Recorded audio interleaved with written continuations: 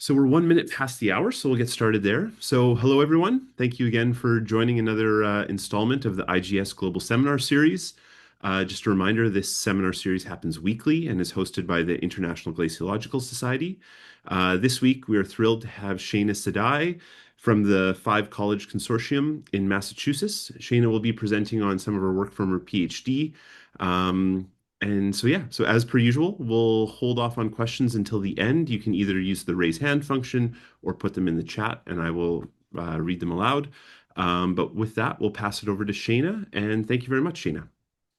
Hey everyone, thanks so much for having me. I'm gonna start this screen share and go into the slideshow.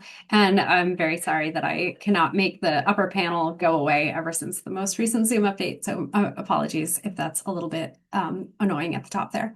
So yeah, thank you so much for having me. I'm going to talk.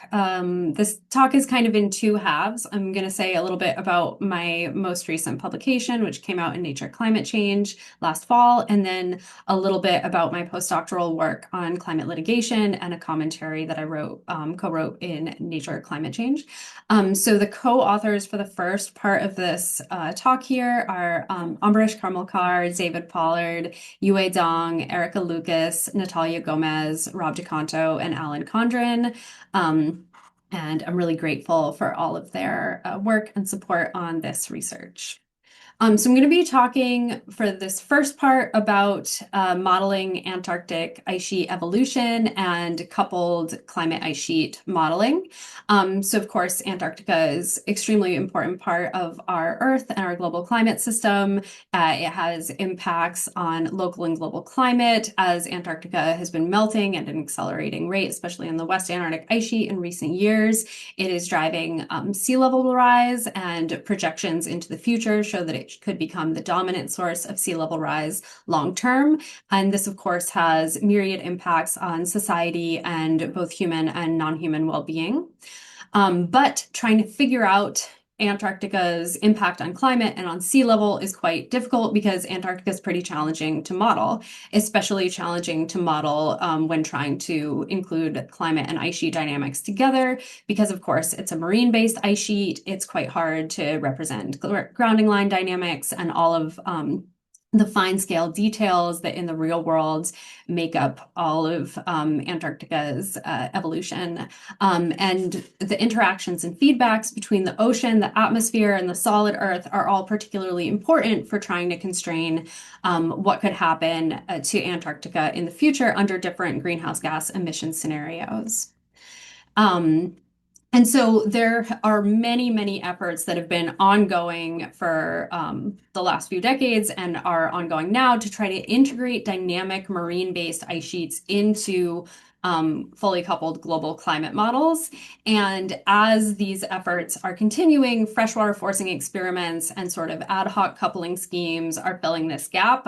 This is obviously only going out to 2023. I should update this list, but these are some of the papers that have been contributing to this area of study, but obviously not at all a complete list because a lot of people are working on this. And there's a lot of really exciting work going on right now as all of the teams that work on CMIP model development are trying to get fully dynamic marine-based Antarctic ice sheet models integrated into coupled global climate models. And so I'm going to talk about my own efforts on doing one of these ad hoc coupling configurations between an Antarctic ice sheet model and a global climate model. This work is based on the last chapter of my PhD work. So I was a PhD student at UMass Amherst. Under the direction of Rob DeCanto, Dave Pollard, Alan Condren, Ambarish Kamrakar, Regine Spector, and Eve Vogel. And for my PhD work, the earliest chapter of my PhD was doing a freshwater forcing experiment using output from Rob DeCanto and Dave Pollard's 2016 Antarctic ice sheet modeling paper and taking that output and feeding it into the community Earth system model. So we had a whole time series of Antarctic ice sheet discharge and then trying to feed that freshwater forcing quantity into CESM to just see the response. But in that work, the climate model and the ice sheet model are not communicative during the simulations. And so that early work obviously inspired us to think about what would happen if the models could communicate, and that eventually led to this work. So I did this. The basis for this paper back around 2020 to like 2022, 2023. And it just got published this past fall, so I'm glad to have that out. And then in between working on these two chapters, a freshwater forcing chapter and then a coupled climate modeling chapter, I took a foray into climate justice scholarship, and I thought about the implications under current international climate policy, like what modeling implications have for climate justice under international policy landscape.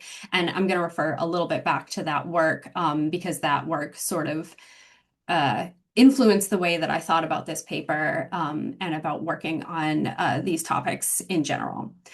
So yeah, this is where you can find the paper, and it's open access. And so within this paper, our main core of what we were trying to do was have the community Earth system model and the Penn State University ice sheet model be interactive, be able to co-evolve with each other in some way, so that we could get a sense of how meltwater perturbations in climate impacted ice sheet evolution. And so we were using the Community Earth System Model version 1. It's run at approximately 1 degree grid resolution in this study. It has 60 vertical levels in the ocean and 31 in the atmosphere. And then because we are using meltwater quantities predicted by the Penn State University ice sheet model, we're masking out the land ice model, any meltwater coming off of the land ice model within CESM to avoid any sort of double counting.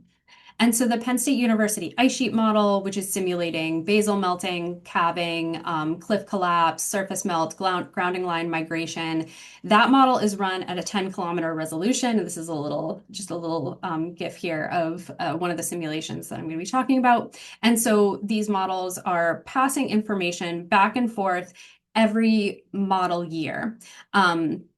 And the Penn State University ice sheet model is passing meltwater quantities to CESM, and those meltwater quantities are broken down into what's coming out as liquid discharge versus what's coming out as solid discharge. And then Community Earth System model is then passing back the air temperature, the subsurface ocean temperature at 400 meters, and the precipitation fields. And then when I was thinking about what I wanted to do with this research, I really wanted to bring in a few other aspects as well. In particular, I'm very interested in the spatial fingerprints of sea level rise. And so we also did an offline coupling to a three-dimensional viscoelastic Earth structure model to account for glacial isostatic adjustment and to be able to produce maps of spatially variable sea level change. And so that's the model from Ladichev et al. 2005. And then we also incorporated radiative feedback analysis to say a little bit about the mechanisms behind the delayed global mean surface temperature rise that is seen throughout a lot of Antarctic freshwater forcing studies. And so, yeah, while CESM and PSU3D are passing information back every single model year, then at the end of the full simulation, we are giving information to the Earth structure model to then run all those simulations together. So it's not that the three things are coupled, it's that the ice sheet and climate model are coupled, and then the sea level modeling is done afterwards. And so just a little bit more details about the coupling.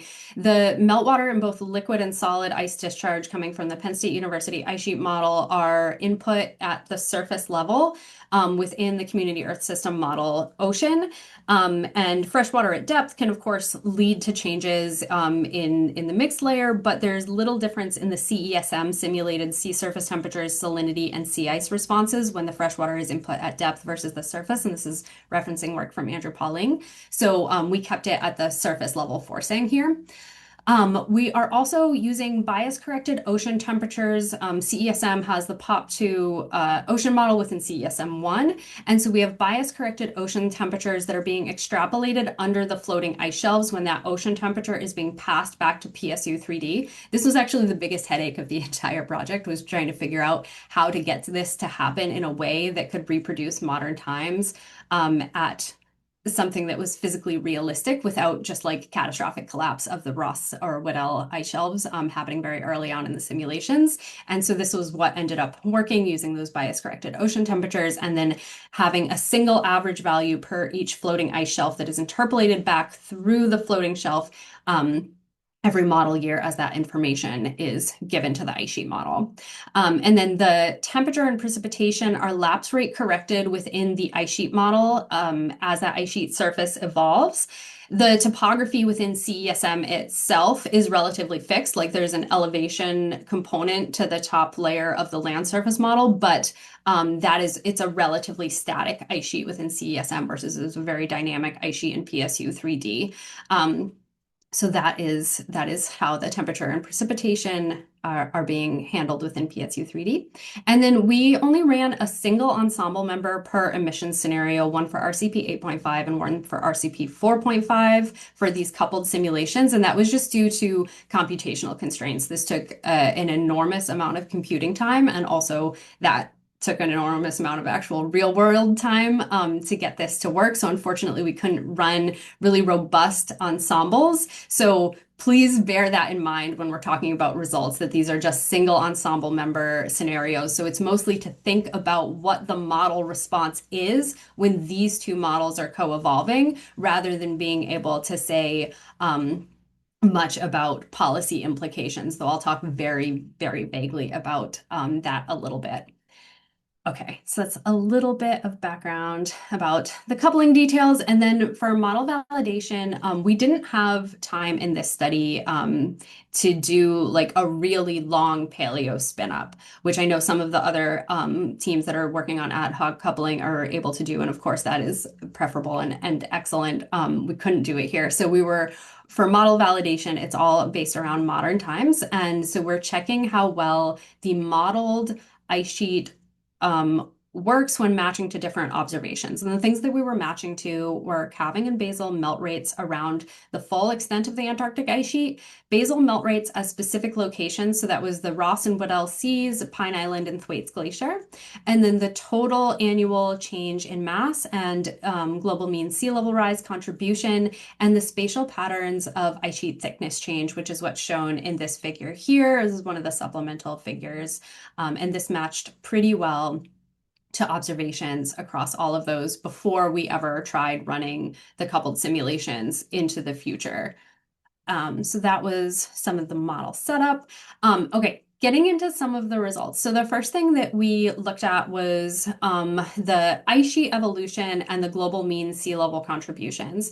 And this is a look at the spatial pattern of the ice thickness change under a relatively low emission scenario at the year 2100 and the year 2200. We ran these simulations out to about 2220 and only included data out to 2200 in the final published version of the paper. And so we have a little bit of Thwaites starting to be lost under RCP 8.5 by the end of the century, and then thinning under the large ice shelves. And all of that continues with pretty major loss around the West Antarctic ice sheet under a relatively low emission scenario by 2200, or a moderate emission scenario. I mean, any emissions are not good. And then under a higher emission scenario, the RCP 8.5 response in the coupled simulations looks spatially very similar, but with a lot more mass loss around the East Antarctic margin, and especially by 2200, more extensive loss of the West Antarctic ice sheet, starting to really eat away into the center after the loss of Ross and Weddell ice shelves, and pretty significant loss in East Antarctica over in Wilkes Land. And looking at the two of these side by side, so the more moderate emission scenario versus the high emission scenario, both at that farther out time period of 2200, the sea level contribution in terms of the global mean is a little over 1 meter under RCP 4.5 versus 3.37 meters under RCP 8.5. And the main thing that's driving the difference in sea level contribution is that that much higher level of emissions, which is leading to much higher warming in both the atmosphere and the oceans, is driving a larger scale mass loss in East Antarctica. So I've just circled these two sections to see how much it's being eaten away under RCP 8.5 versus RCP 4.5. And there are differences in West Antarctica as well, but it's really more pronounced in East Antarctica. And when we look at the time series plots of the contributions to global mean sea level from Antarctica as a whole, and then broken down from WAIS and EASE. Looking at that out to 2100, we can kind of see what those responses are. So West Antarctica under RCP 8.5, this thick red line here, it has pretty steady levels of melt that are happening, and that starts to ramp up, especially like 3/4 of the way through the century. Whereas East Antarctica stays relatively stable until about mid-century, and then a couple decades after mid-century, it really starts to ramp up the mass loss. And actually, the East Antarctic mass loss ends up overtaking the West Antarctic mass loss under the high emission scenario before the year 2100 in this coupled modeling setup under RCP 8.5. And so looking a little bit longer term, under the same high emission scenario, those East and West Antarctic contributions to global mean sea level are kind of tracking like relatively evenly. Like East is contributing more throughout this simulation overall than WAIS, but they're very similar in terms of contribution. Versus for the low emission scenario, RCP 4.5, East Antarctica is not contributing too much for the whole time while WAIS starts to increase up to 2100, and then that pattern pretty much continues until the end of the simulation. So in these two models, and when we're running this, the more moderate emission scenario tends to protect East Antarctica, but there's large scale mass loss from East Antarctica under a higher emissions scenario. And so moving forward, and so overall, thinking about this, the meltwater forcing, before we did this coupled experiment, we had done an experiment which is published alongside, it's one of the standalone simulations that's included in DeCanto et al. 2021. We tried running the ice sheet model just with the meltwater perturbed climatology to understand the difference between giving it a standard CESM climatology versus a meltwater force climatology and seeing what the ice sheet response is uncoupled. And the meltwater perturbed climatology delayed ice sheet mass loss because of the lower pace of surface air temperature warming. So it doesn't get quite as warm, so you get less mass loss. But the coupling tended to further delay that. So the impact of the coupling further delayed ice sheet mass loss, and the one-way meltwater forced climatology being used to drive the ice sheet model delayed mass loss. So the coupling preserves the ice sheet a little bit in these two models. And then when we were comparing like our sea level contributions to what was included in IPCC AR6 and in some of the ad hoc coupling papers that have come out since that time, we found that the global mean sea level contributions are relatively in line with IPCC AR6, and especially within the like higher ranges, which makes sense because it's PSU and it does include Mickey dynamics.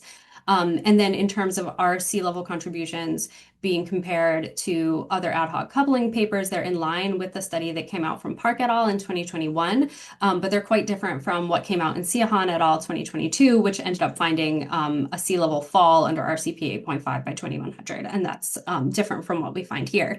And the more coupling studies that come out, the more that we'll be able to compare model responses across different models, and all of these are interesting and helpful data points to have to try to understand these coupled responses.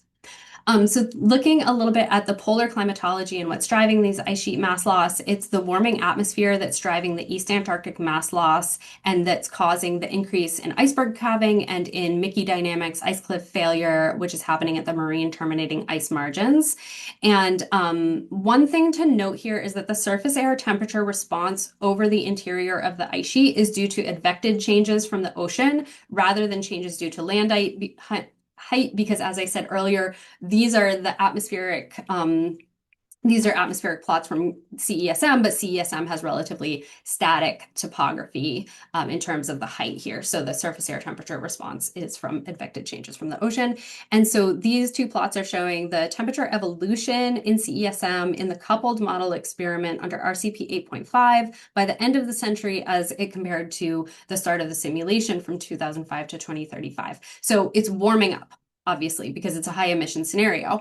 And then looking at what the difference is between that interactive coupled scenario versus a control scenario where there's no meltwater forcing added to CESM. It's basically just a standard CESM1 RCP 8.5 simulation. You can see the much cooler temperatures over the Southern Ocean and over Antarctica in the coupled simulation as compared to the control. So this is reminding us that we have cooler overall temperatures in the coupled experiment, but that it's still getting quite hot. And so every time you have that annual air temperature being passed to PSU 3D, it's broken down by month. So PSU gets a year worth of temperature at a time, and then that's monthly temperatures that the ice sheet is evolving in response to. And so when you have even a couple warm months in the summer, that can cause those warming temperatures around the ice sheet margin can really start to impact the brittle ice dynamics and lead to like spikes in cliff failure responses that are happening within PSU.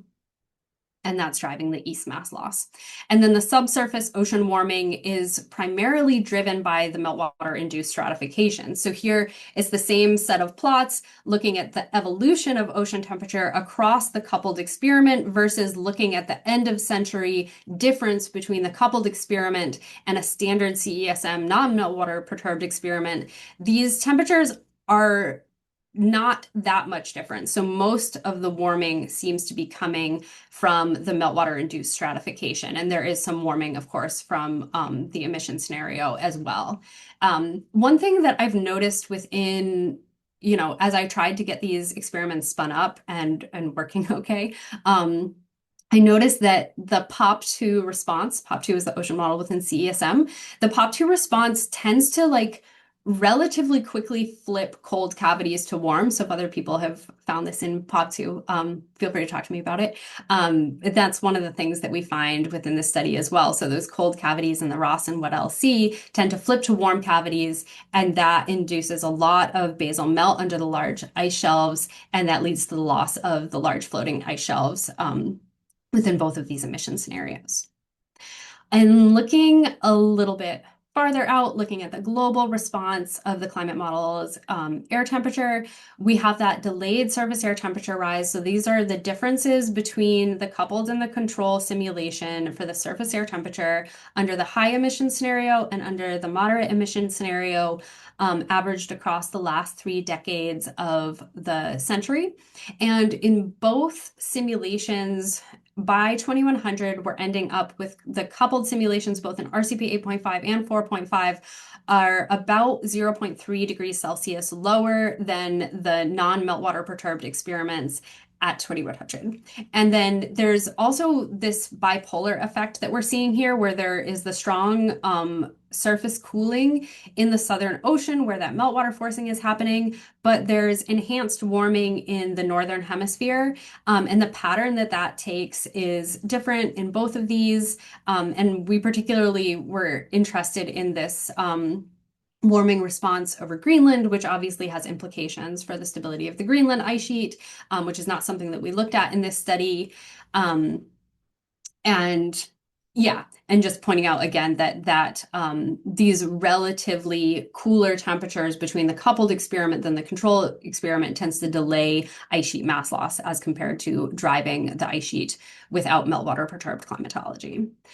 And so related to this, we wanted to think about climate sensitivity and the pattern effect. So the pattern effect being equilibrium climate sensitivity varies with time due to radiative feedbacks that are sensitive to the spatial pattern of sea surface temperature. And the meltwater forcing is driving cooling in the sea surface temperatures around the Southern Ocean and then also into the tropical Pacific, which you can see in these plots here. And so Yue Dong has done A lot of really incredible work on this. I really recommend anyone who's interested in this, please read her papers. This is one that she did using some of the results of my earlier study from 2020 with the freshwater forcing, and also Andrew Pauling's work, and looking at these anomalies and thinking about the pattern effect and thinking about the impact that that has on equilibrium climate sensitivity and the mechanisms that are driving it. So we repeated this analysis in the Nature Communications paper, and it's the same sort of effects that she was describing in this 2022 paper published in GRL. So the causes of the delayed warming in the coupled experiments are twofold. It's partially from more efficient deep ocean heat storage, and that's coming from that meltwater induced stratification, leading to subsurface warming and inhibiting vertical mixing. And then it's also the lower effective climate sensitivity from that surface cooling and teleconnections between the Southern Ocean and the tropical Pacific. And the overall impact to climate sensitivity is about a 0.4 degrees Celsius decrease in effective climate sensitivity. So going from 3.8 degrees Celsius in a standard CESM1 versus 3.4 degrees Celsius in these coupled simulations. And that analysis was done under the RCP 8.5 scenario. And then the last thing that we really wanted to do in this was think about the spatial pattern of the sea level fingerprints. So gravitational, rotational, and earth deformational effects lead to spatially variable patterns of sea level change from ice sheet mass loss. And Natalia Gomez has done a lot of incredible work on this. This is a sea level map that I made for the paper she led in 2024, which actually is more about that on the next slide. So it's this paper, which came out in 2024, was something that we drew from when working on this coupling paper. So in the 2024 paper, Gomez et al., what they were doing was coupling the Penn State University ice sheet model to the 3D viscoelastic, the 3D GIA model, and being able to see what impact different types of viscosity structures under Antarctica had on the overall sea level contributions and ice sheet evolution and stability. And so in that study, we showed that using 3D viscoelastic effects produces rapid uplift in marine sectors, and that reduces the projected ice loss under low emission scenarios, which overall lowers Antarctica's contribution to global mean sea level rise in the coming centuries, but that under the high emission scenario, that effect does not happen. So rapid uplift that lifts marine-based sectors out of the warming ocean waters and slows the pace of the melt rate, that's only really possible for that uplift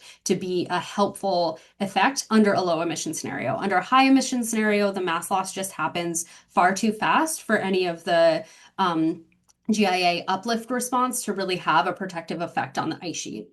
And so here we were using the same 3D viscosity structure, which you see in this plot here, when we were doing the sea level modeling with the output from the coupled climate and ice sheet simulations. And so then did spatial sea level mapping to try to see what the pattern is under the emission scenarios that we looked at the various years 2100 and 2200. I'm showing here RCP 4.5 under 2200. And so in this plot, the purple is supposed to show where the global mean sea level response is, like what places are experiencing GMSLR as and so in this scenario, it was the 1.17 meters of sea level rise global mean. And then anything above that purple line is a place that has higher than the global mean in terms of the Antarctic contribution to sea level, and anywhere that's below is lower. So here, the highest regional sea levels are more around 1.5 meters versus 1.17 meters. And that's happening in the Pacific Ocean Basin, in the Atlantic, and in the Indian Ocean Basin. And so that's 0.3 meters is significant to many coastal communities, especially low-lying places. So I think it's important to point out and to just bear in mind whenever we're talking about global mean contributions to sea level, not everywhere experiences the global mean, and in fact, very few places experience the global mean. So it's really important to keep in mind that in many regions, impacts will be higher than whatever GMSLR is. And so under RCP 8.5, this difference in regional sea level change is even larger. So in this scenario, it was a little under 3.4 meters for global mean, shown in that purple bar again. And then in especially the Pacific Ocean basin and the North and South Atlantic, places towards the center of those, are experiencing 0.9 meters higher regional sea level. So almost a full meter difference regionally um, as compared to the global mean, which is quite substantial. And that different spatial pattern between this RCP 8.5 map, where the impacts are mostly towards the Pacific and North Atlantic versus where it's more evenly spread out across the three ocean basins, that's due to the impact of the East Antarctic mass loss. So that change the overall change in where the mass loss is occurring between the two emission scenarios has an impact on the change in sea level. And I really recommend people check out Jeremy Rothman's paper that he led to learn more about the specifics behind the patterns of ice sheet mass loss and how they relate to the patterns of sea level change. That's a really excellent paper. And then the thing that we wanted to mention towards the end of the paper was this sort of ideas about broader impacts. So I started giving talks about this in 2019 because after I wrote the first freshwater forcing paper and I sat down and started to think about what it meant for my freshwater forcing simulations to show a slower pace of warming in response to Antarctic meltwater when that Antarctic meltwater was simultaneously driving increases in sea level, I really wanted to sit with what that meant. And so I really started digging into this with a political scientist and a human geographer, who were two of my PhD mentors, Regine Spector and Eve Vogel. And Regine Spector and I worked really closely together on this paper to think about the Paris Agreement and climate justice and the inequitable impacts of sea level rise that are associated with global mean surface temperature targets. And so obviously in this coupled modeling paper that I am discussing with you all today, it's a single ensemble member. It's not policy relevant by itself, but the ideas behind it are what I'm talking about here. So one thing that we did in the coupled modeling paper that I wanted to think about was what happens to the timing of breaching the long-term temperature goal. The LTTG is that number that you always hear from the Paris Agreement, limiting the temperature rise to 1.5 or to 2 degrees Celsius above pre-industrial average. And so the timing of the LTTG is coming up very quick. You know, obviously we're very close to breaching 1.5 degrees Celsius over 20-year average period. And so the timing of the LTTG is of breaching it is so soon that it's before the delayed surface temperature rise effect really starts to kick in within the modeling, because for that to really kick in strongly, it has to be large scale mass loss. But what we want to point out here is part of what I said in this 2022 paper, that long term, when we're thinking longer out, if international policy continues to reference global mean surface temperature, then I think it's really important that we think about how different climate feedbacks that impact the pace of global mean surface temperature change interact with policy, and to think about how policy is most helpful when it's most directly targeting the sources that are causing climate change, the emissions themselves, rather than trying to work the way down the process of emissions to concentrations to temperature change. And then also here to think about the fact that any sea level rise remains a climate injustice. So when we're thinking about the longer term changes in temperature within these coupled model experiments, and I had mentioned that around 2100, both the RCP 4.5 and the RCP 8.5 scenarios were around 0.3 degrees Celsius different in the coupled experiment versus in the control. That is much higher. Under a higher emission scenario, there's a much bigger difference between the change in temperature in the coupled scenario versus in the control. It's more than a degree Celsius. And of course, there's all sorts of other things like permafrost melt that impact global mean surface temperature. And that's why I just want to keep reiterating that thinking about global mean surface temperature and thinking about how we set policy and how policy is guided is particularly important here. And then the fact that, you know, 3.37 meters of sea level rise versus regionally where that would be 4.27 meters of sea level rise, then that's quite an issue of climate injustice for all island and coastal communities.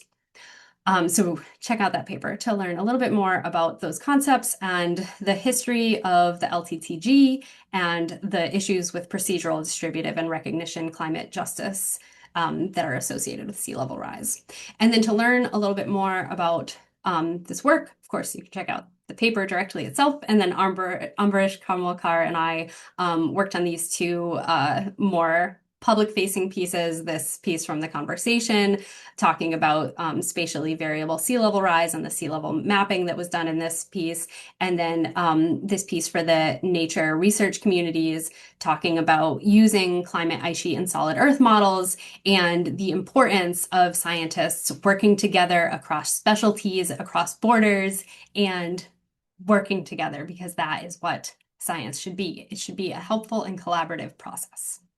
And then one other thing that I want to say about this work before switching briefly to the second part of my talk is some acknowledgments. So this entire study and really my entire PhD in general was made possible through the support, the personnel, the amazing people, the resources that are available through the National Center for Atmospheric Research, or NCAR.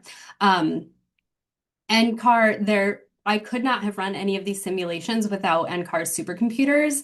I could not have done any of the technical troubleshooting without the amazing people at the Computational and Informational Systems Laboratory. I had incredible help from the Earth System Data Science Initiative at NCAR and funding from NSF. And all of these things are extremely important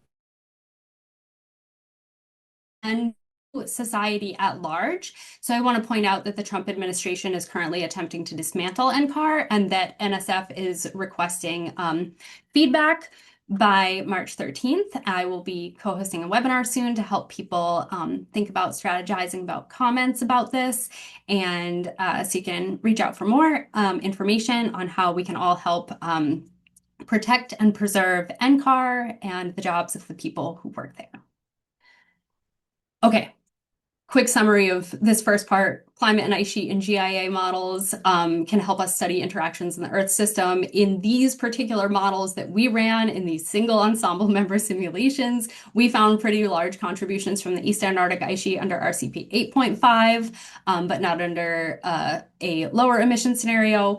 And then these ad hoc coupling schemes are providing us more and more information about model responses as the really important work continues to incorporate dynamic marine-based ice sheet models and GIA models into Earth system models, and that as that work continues on. And there's lots of exciting developments happening with CESM3 around this, and the amazing people that are working on the SISM model there, and at many other modeling teams. Okay, real quick, I'm going to talk a little bit about my postdoctoral work. So I was a postdoc in litigation relevant climate science, and I worked on research attributing present day and long-term locked-in sea level responses to emissions from the carbon majors, the world's largest industrial fossil fuel producers. I'm not going to talk about that work at all, but the other part of my postdoc that wasn't research related was entirely based around climate litigation and learning how to be a scientist in support of litigation proceedings that are ongoing around addressing climate change. So climate litigation is any action taken through courts or legal bodies to address climate change and climate impacts and the effectiveness of climate policy. Obviously, we're pretty far off track in the policy space in addressing mitigation, adaptation, and loss and damage. And so the legal space is currently being used to try to address some of those shortcomings. And I'm going to talk just about the international legal space. Obviously, legal action can happen at the local, state, national, and international levels. And so this is looking at the international advisory opinions. There's been quite a number of these in recent years. So In 2022, the Commission of Small Island States on Climate Change and International Law asked the International Tribunal for the Law of the Sea, or ITLOS, for an advisory opinion on climate change and international law. And that opinion was released in May of 2024. The International Court of Justice, the initiative at the ICJ was spearheaded by Pacific Island Students Fighting Climate Change, which is a group of law students from the University of South Pacific. And then the government of Vanuatu championed this request for an advisory opinion on the international stage, asking the UN General Assembly for approval to submit this request to the ICJ back in 2023. And that, of course, went through with nearly unanimous support from UNGA members, not support of all members, of course, but most of them. And then that opinion was released in July of 2025. The Inter-American Court of Human Rights released their advisory opinion on climate change and international law in May of 2025. And then the African Court of Human and People's Rights has a request that is forthcoming, that's ongoing right now. And so in each of these cases, these are advisory opinions. They are not themselves legally binding, but they are things that the courts issues to respond to specific requests and say, this is our broad overarching advice around how this topic relates to the broad international law that exists at this point in time. And so each of these cases is providing us information on then how follow-up litigation can help address climate change going forward. And so I worked as a scientific advisor in both the ITLOS case and the ICJ case. I helped co-write the testimonies that were submitted by several nations, including Mozambique, Sierra Leone, Namibia, and others. Different states in different cases, but I helped write those testimonies and ensure that they were supported by science and that they were taking into account all sorts of aspects of how climate change is occurring and how it's being experienced by people on the ground. And so just to give an example of some of the outcomes from one of these advisory opinions, these are some outcomes from the ICJ's advisory opinion that was released last July. And so the ICJ said that, yes, climate change is a human rights issue. It's impacting the right to life, health, food, water, housing, culture. And this doesn't just apply to present generations, but also to future generations. And nation states have legally binding obligations under international law to prevent climate harm. Part of those legal obligations mean that they must align state policy with the Paris Agreement framework, with limiting global mean surface temperature rise to no more than 1.5 degrees Celsius above the pre-industrial level, but also other policy, not just mitigation policy, but like adaptation policy as well, fossil fuel licensing, and crucially that going along with everything under the Paris Agreement is not sufficient to meeting all obligations under international law to address climate change. And also crucially, that states that withdraw or refuse to ratify climate treaties are not exempt from taking action to address climate change. They still have to do that.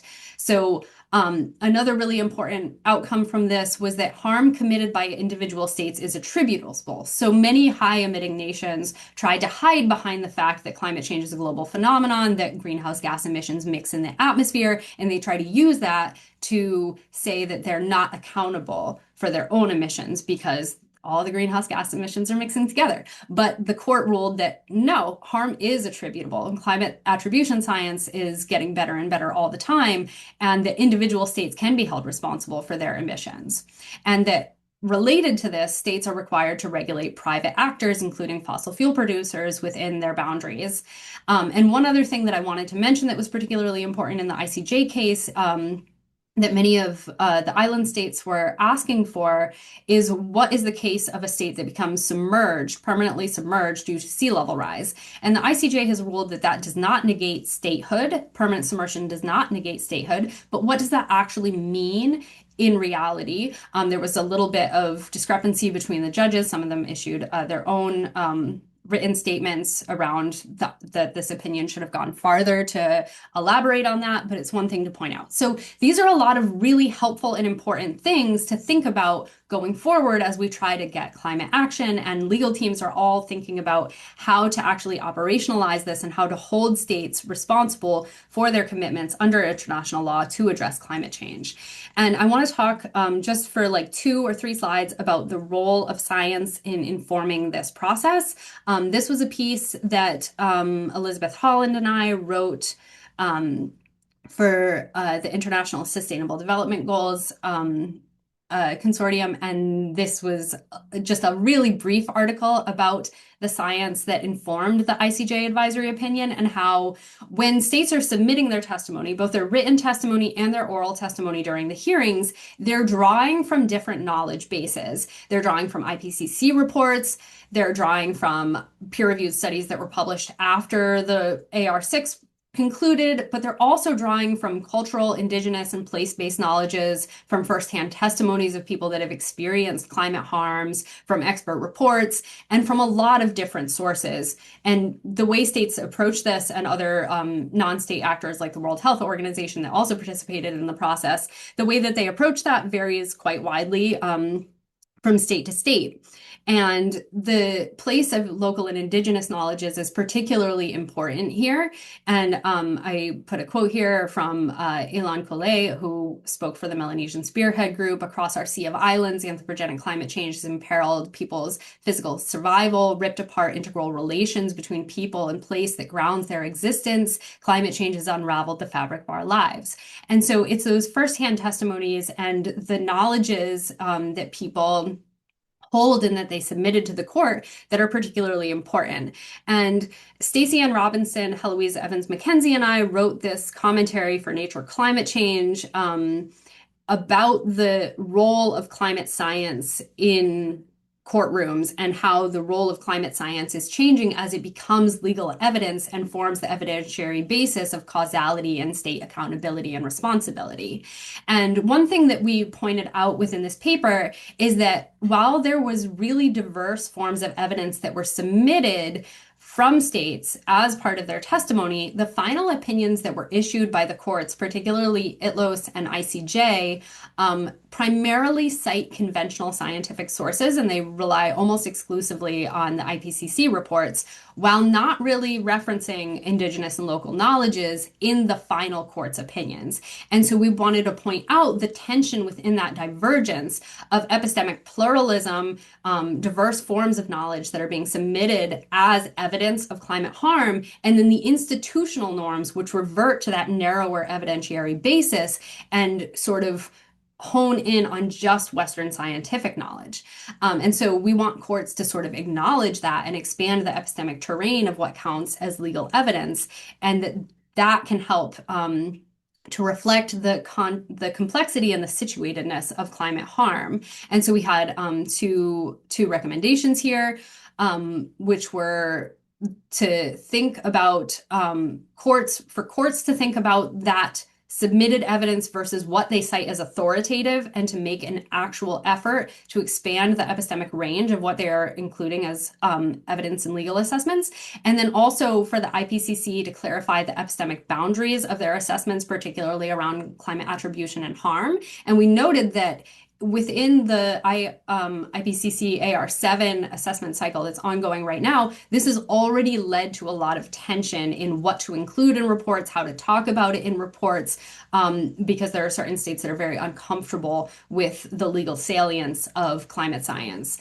And so I would recommend people read this if they're interested in learning more about this and learning more about epistemic pluralism and the role of climate science in courtrooms and how international law is going to shape climate action in the decades to come.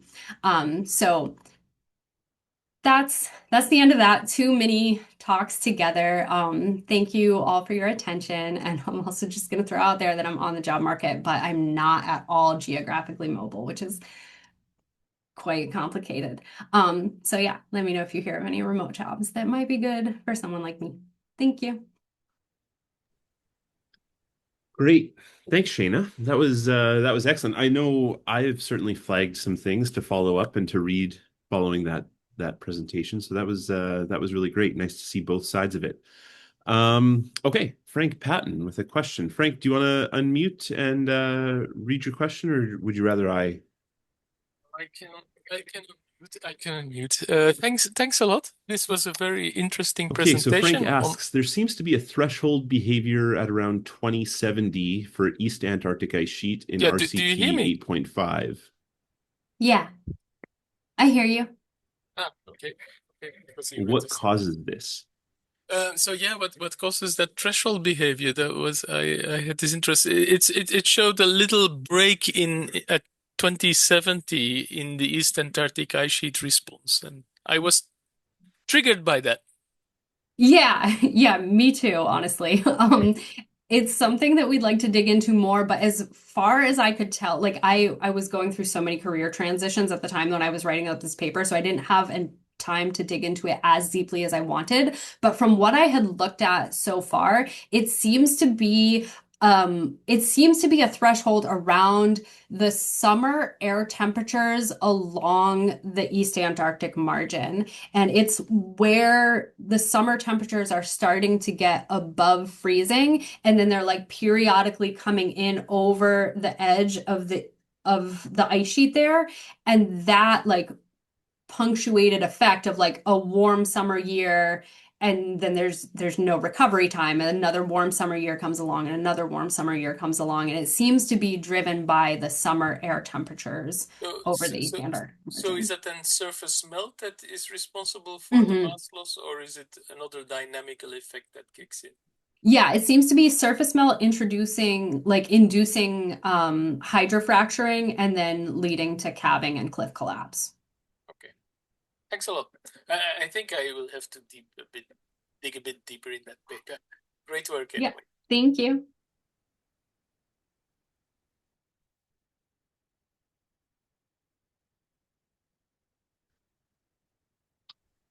Sorry, I had to leave the meeting there for a second. It seemed it crashed. Anyone else with any questions for Shayna?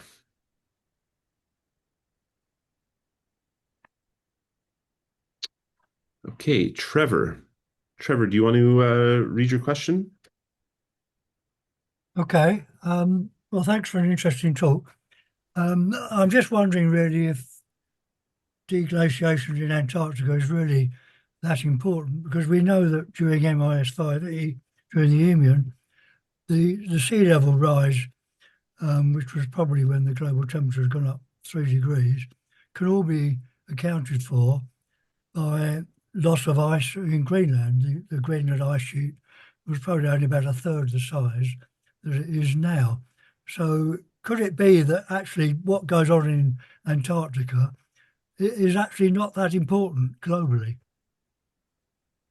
Um, I think I'm inclined to think that what happens in Antarctica is very important globally, and that both Antarctica and Greenland are going to undergo significant changes in response to greenhouse gas emissions over the coming centuries, and that both of them are going to have a lot of impacts on global climate and sea level and people's well-being. I think they're both really important ice sheets. They're both really dynamic and important parts of the Earth system. And I think that Well, Antarctic what ice happened in loss will be important. MIS5E in Antarctica?